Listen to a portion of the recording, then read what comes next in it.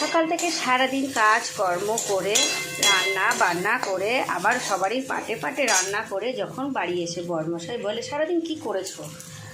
সারাদিন তো বসেই থাকো আর মোবাইল দেখো আর এই রিলস, আর কি কাজ আছে?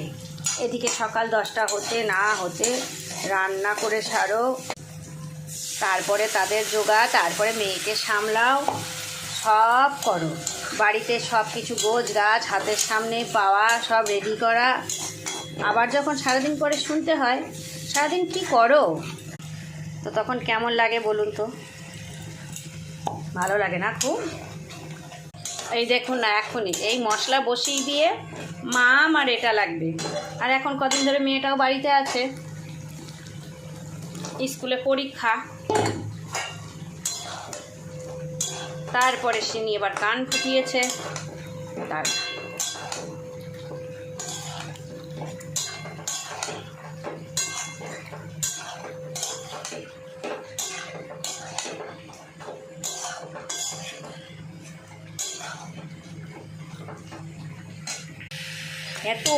এত কাজ, তারপরেও যদি কথা শুনতে হয়।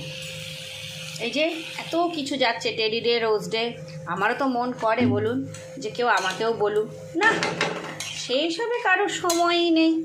কিন্তু রাধো বারো তাদের পাত সাজিয়ে খেতে দাও, খুব খুশি।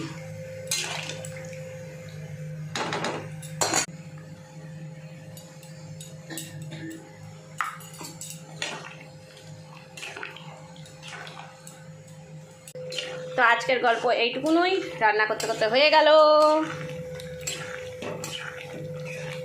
এবার যাব মেয়েকে নিয়ে ডাক্তারের কাছে।